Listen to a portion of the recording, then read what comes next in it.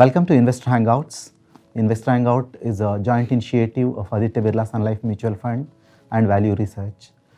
Roughly 3 years back, we started this initiative to spread awareness about the investments and address the anxieties and queries of the investor. Today, we are thankful to our viewers. It is our 100th episode. As we reflect on our journey of Investor Hangouts, we realize that it is an overreaching theme attaining the financial independence that runs across the queries received over the last 3 years.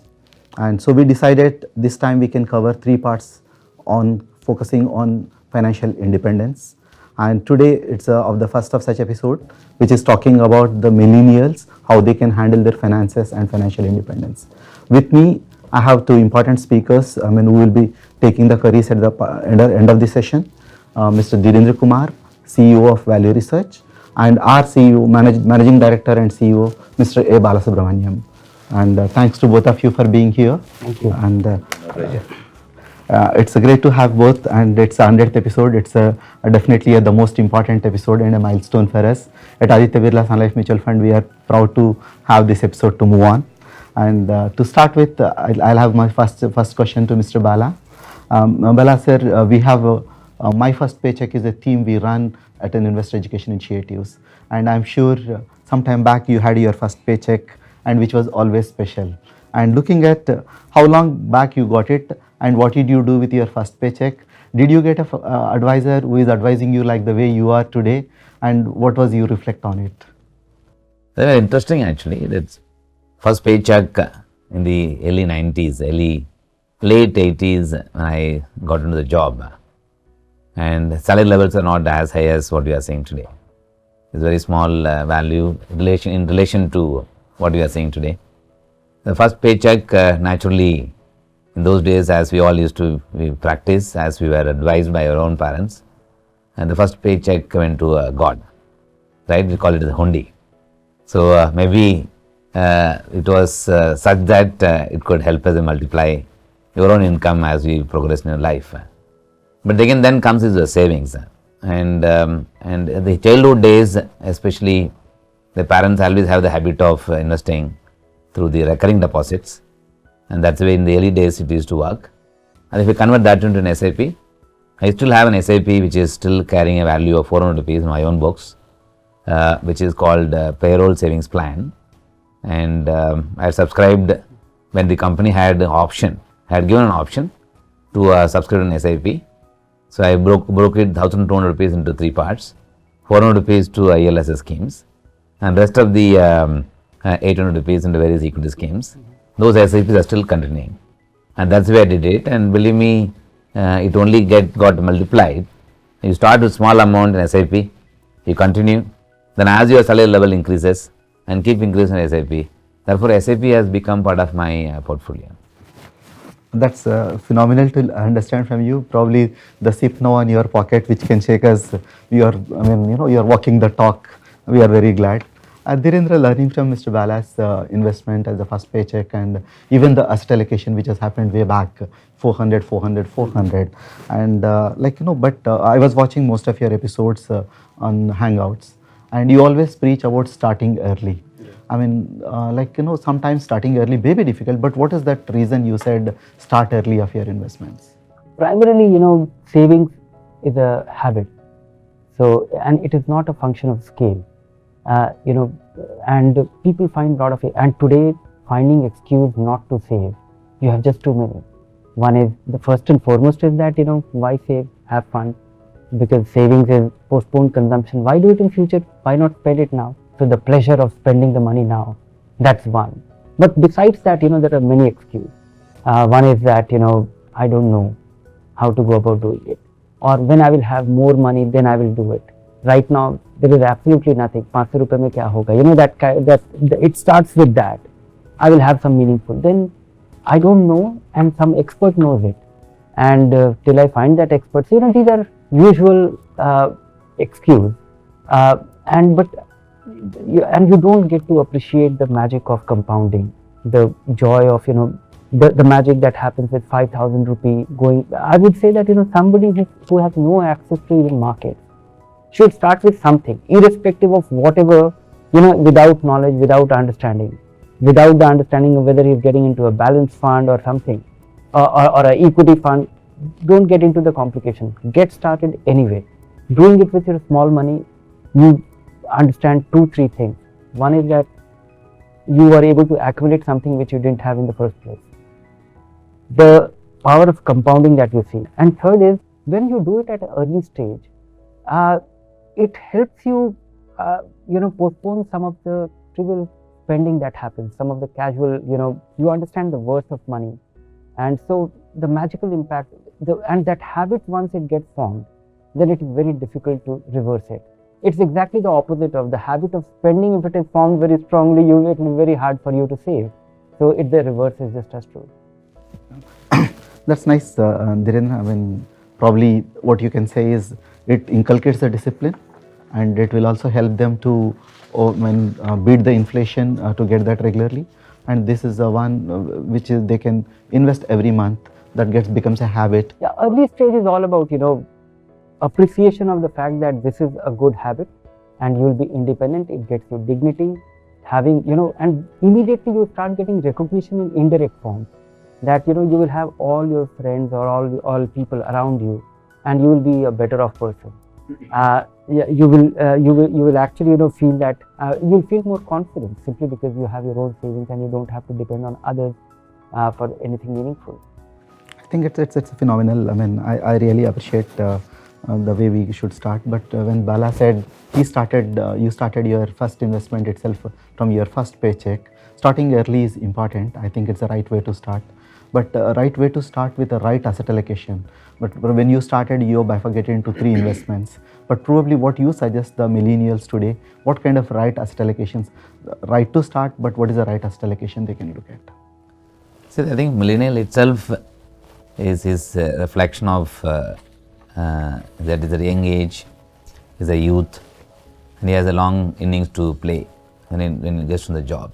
That means he has the long life to earn his money. So and therefore it's like creating a company for generation. And when you have such kind of investment opportunity, naturally your allocation towards equity has to be a lot higher when you start. So for 100% of the money that as a millennial, as Dhirendra mentioned, that you have your own needs, and then you need to build your basic needs at the time of getting into the job and spend that money. At the same time, you need to also start saving it, as we mentioned about start early investing. So naturally, you have a long innings to play, and then when you have a long innings to play, you don't need to worry about market fluctuations. Second, you need to worry about the age. You don't need to worry about the retirement, which essentially means that money is for long term and go into equity. 100% of the money you should put it in equity and keep saving it every month on equity and keep it for long term. That's the only way the millennials can create wealth in the long run. Having said that, as you get older and as you get a little bit of high level of maturity, and then as you come closer to 40, as you come closer to 50, then you can keep taking your allocations depending upon what's your the aspirations, what are the goals are being met. But at the end of the day, millennials have long innings to play and play it with the full equity investing. That's a nice, Bala. I mean, there is an acronym which people talk nowadays is financial independence to retire early. That is, they call FIRE, FIRE. And as you rightly said, these millennials got a fire in them, and probably they can put more into the equity and they can get back. Exactly. But the challenge comes here, Dhiren, and we come across, we go across the colleges and we do the programs and we meet the first time employees. And the challenge for them is, the first priority for them is to buy the latest gadget rather than start the investment. How do you guide them? What is that they need to do? Whether they need to postpone their consumption or start their investment? No, not postpone their consumption. You will have, it's a very unusual situation because one is that people getting started now, they start with a decent income. They don't have to struggle through, earlier, 20, 30 years back, what Bala was referring that he got his first salary, which was not very, very sizable. Today, people start their career when they have surplus, which means they are in a position to save. And but at the same time, the avenues to spend have grown substantially, and the easy available credit made available by buying things on credit card, buying things on EMI. Sometimes you go to a shop to explore something, and the guy is tempted to give you the loan without much of a documentation, so that you can come back joyfully with the stuff in your car or on the rickshaw or something. There are companies which are actually thriving on this impulsive purchase, big ticket purchase sometimes with short-term loans. But that kind of and I don't think there is a clear demarcation that what is right, what is wrong. It could be important, getting a refrigerator for a young family on an EMI could be fine, but you have to decide. But more importantly, everybody thinks in terms of spending the money, and whatever left will be saved. To form a habit, I think it is important. Whatever it be, make a conservative estimation, 10%, 15%, 20%, 25%. But that is the money which you have to save and invest before you start spending. Because if you don't form this habit, it will never, you will keep waiting. The procrastination is one of the biggest problems for investors to accumulate something meaningful from their investments. I think it's a very useful tips which you gave. Probably the save first and then start investing, then start spending on that. But do you mean to say that they should have one kind of a financial plan, or they need a right financial planner for them, or how you suggest, how they can go forward, how you can simplify for them? If they don't have a plan, and if they don't get a financial planner, this is good enough, because having something is better than not having anything, or finding a due date on which you will get started. That itself will postpone things. But there is a hierarchy of things.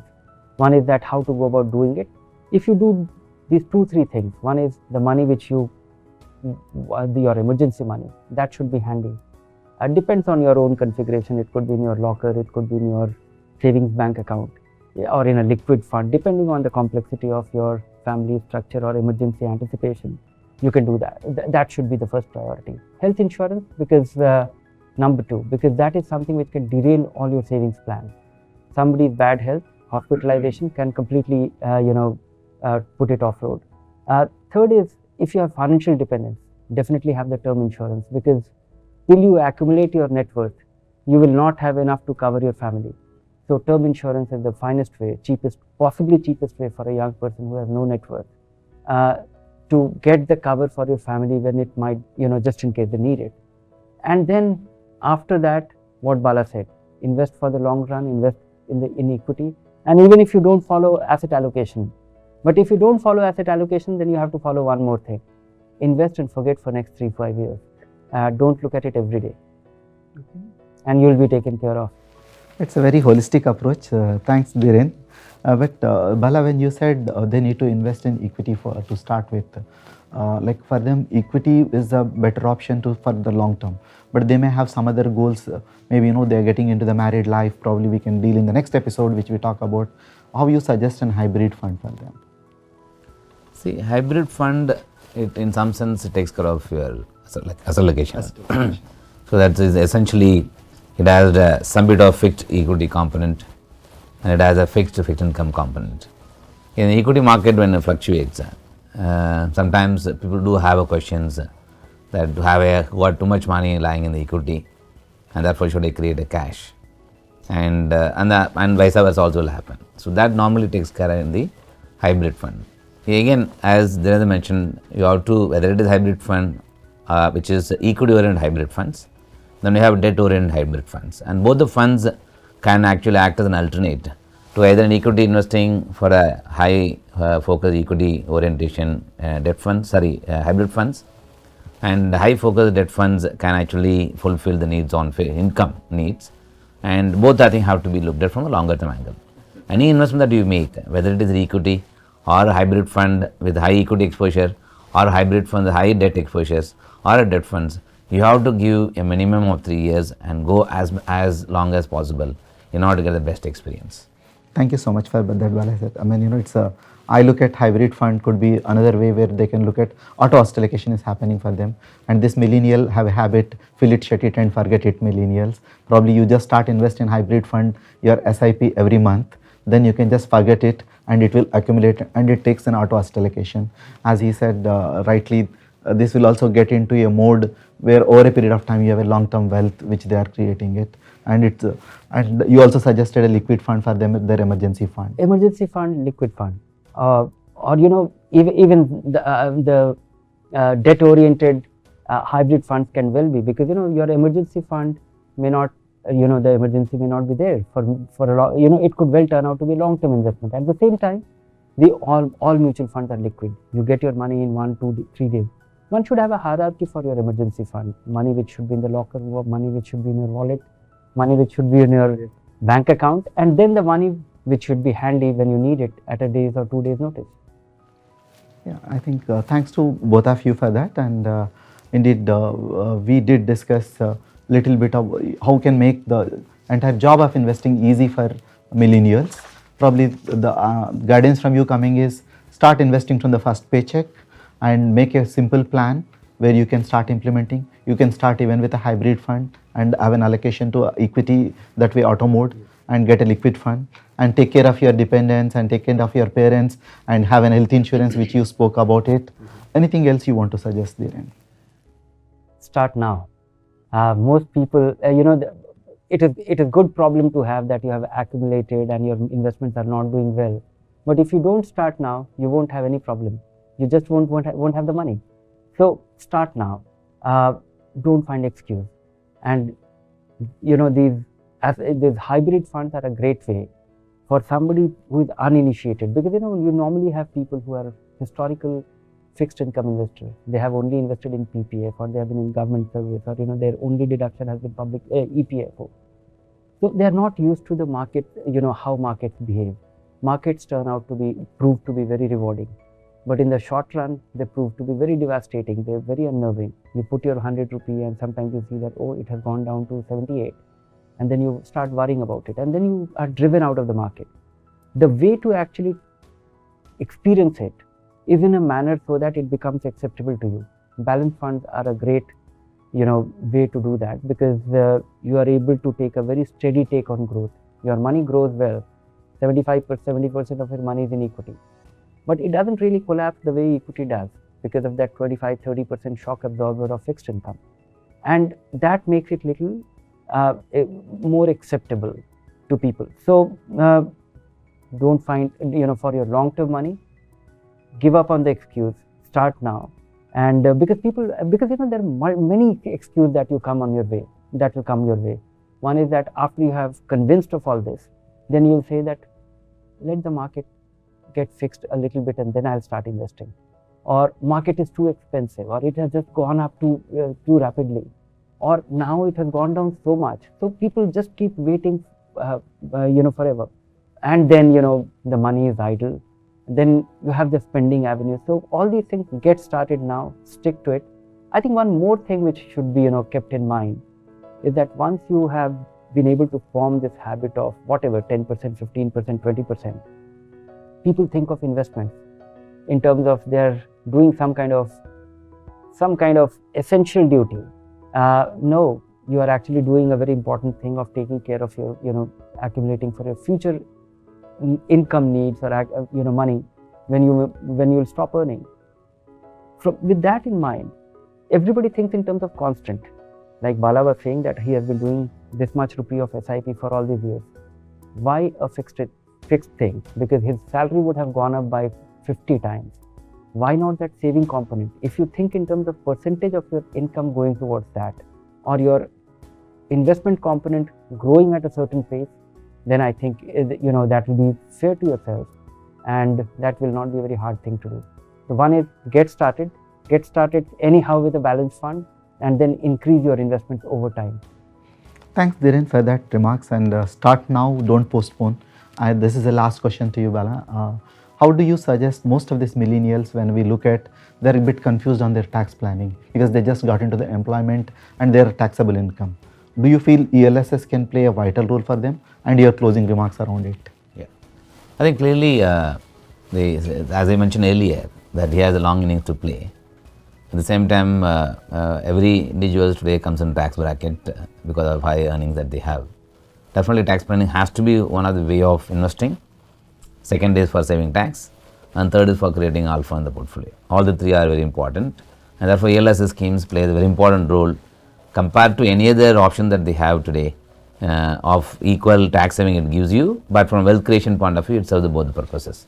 Definitely the mutual fund ELS schemes serve the purpose. I think the my simple advice, as Dheerendra mentioned, the one common question remains in everybody's mind. When the market falls, you wait for the market to fall further to make investment. When the market goes up, you are waiting for the market to come down to make your investment. Both the say keep looking for market to fall for you to make investment and never comes. Therefore, starting without worrying about, without giving excuses is extremely important. Second is when the market goes ups and downs, your return doesn't reflect in the portfolio naturally, because ultimately everything is linked to the market.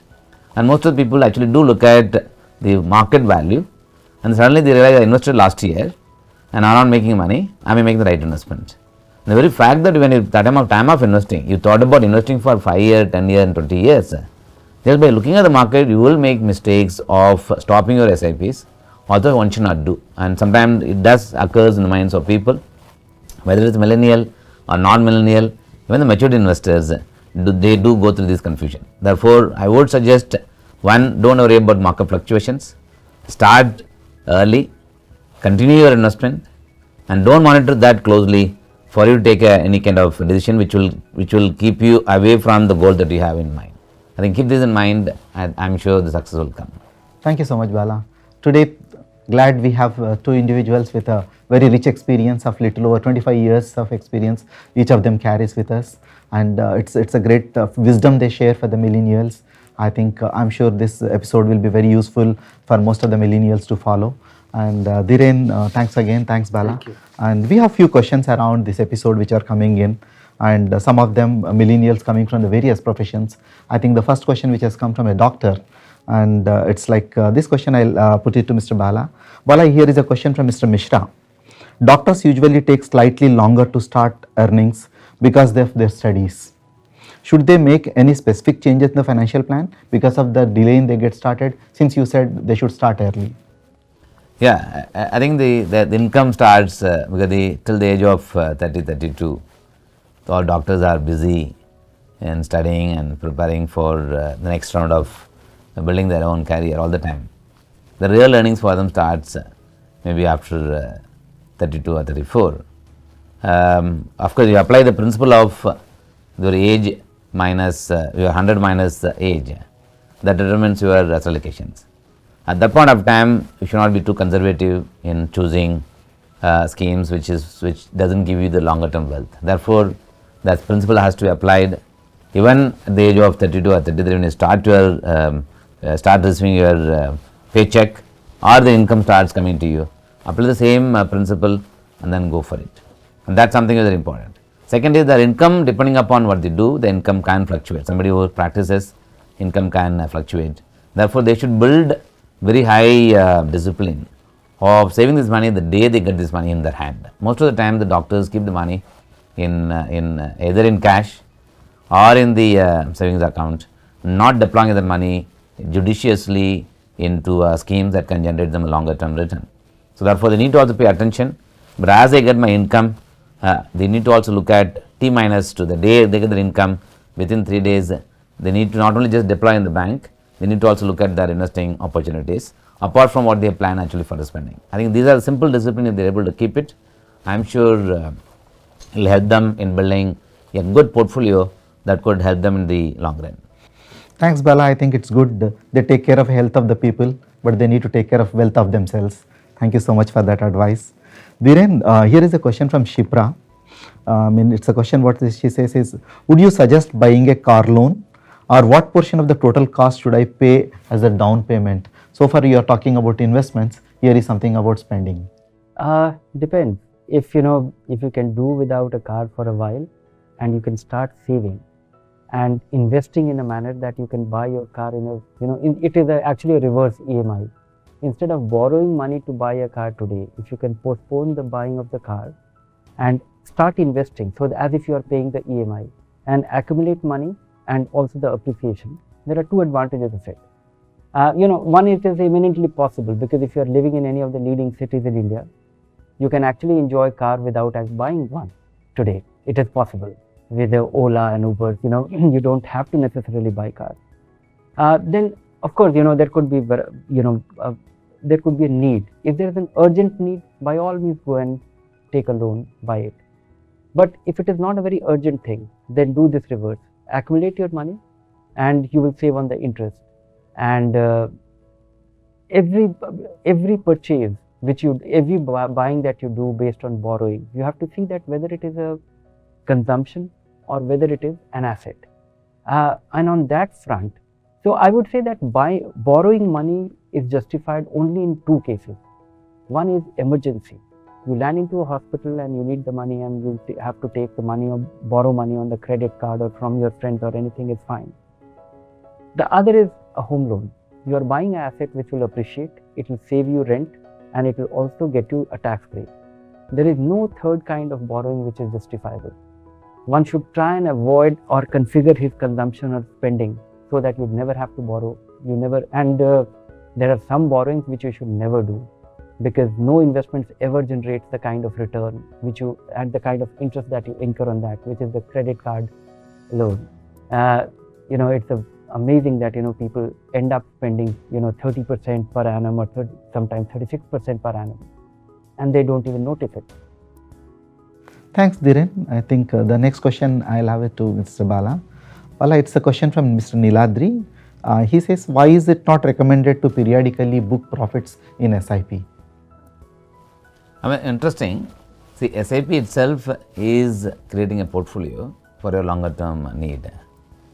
And then if you start confusing that investing for long term is one side is the goal, other side I have to also keep booking a profit.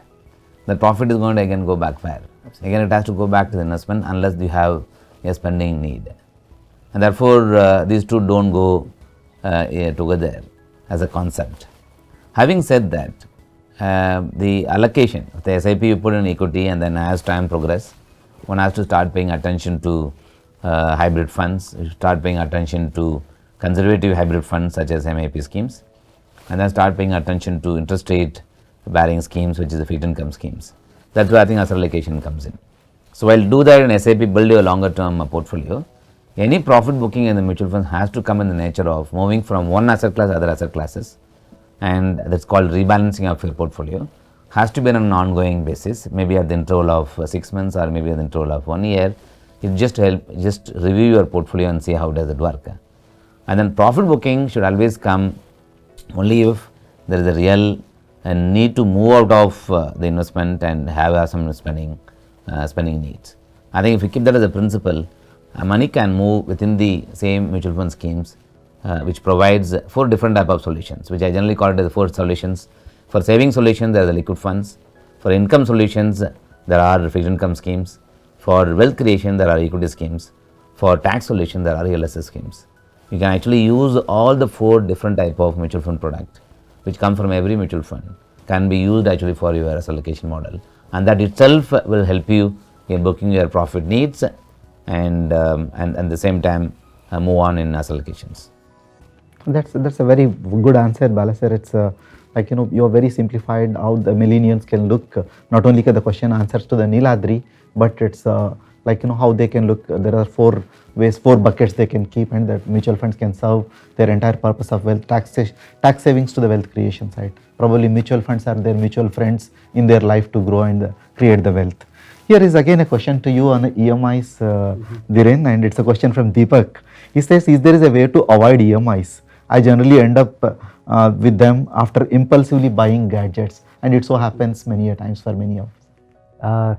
No, if you remain impulsive, there is no way to avoid EMI. But there is a way you can deal with not being impulsive.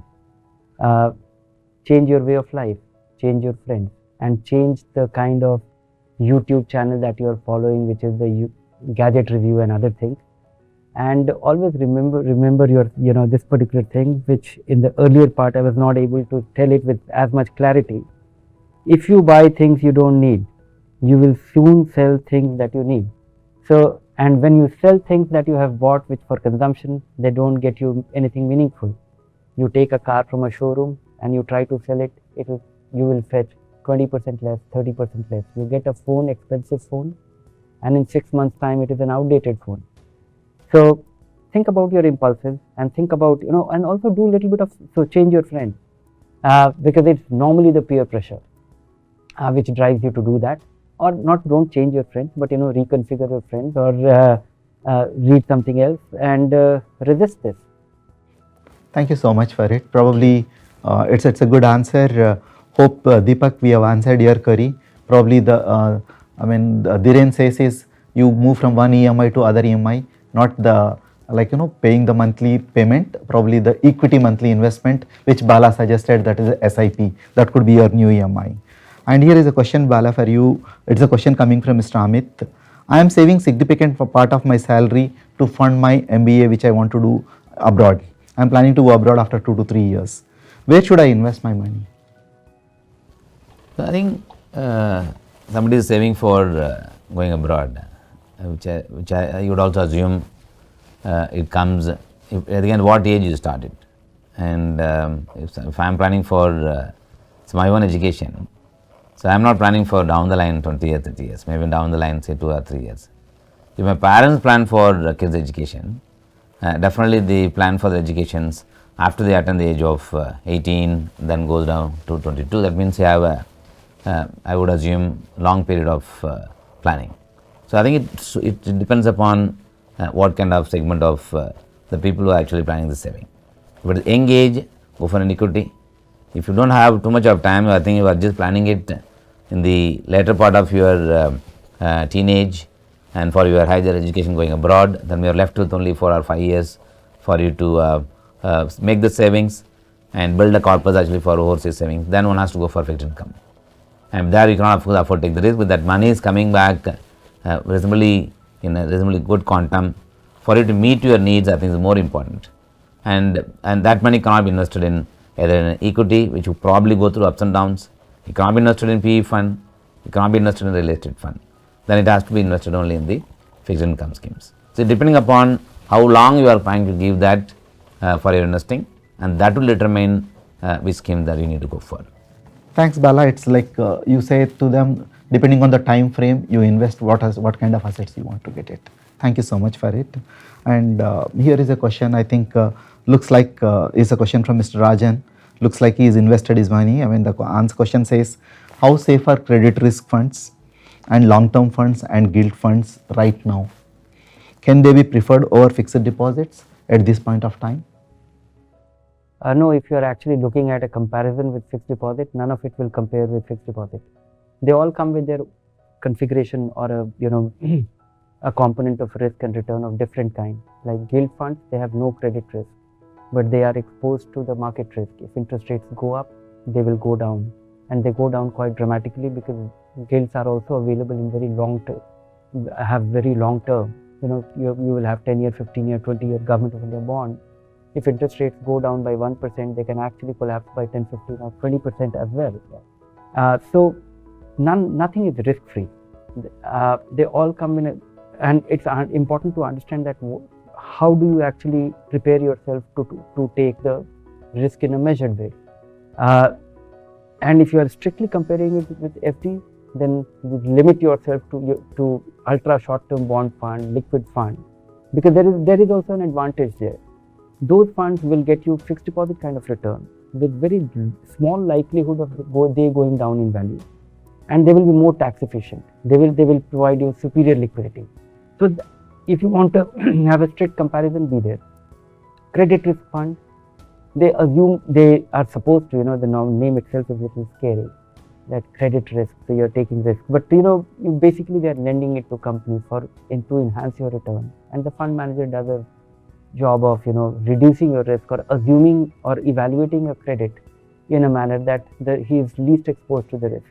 But still, you never know, and the benefit of mutual fund definitely plays a role there. That if you invest, if you put all your money in a company deposit, and if your money if the company gets stuck, then all your money goes down the drain. If you invest in a mutual fund, then a small part of your money disappears, and being a going concern, you realize it, and maybe there will be a superior realizability over a period of time.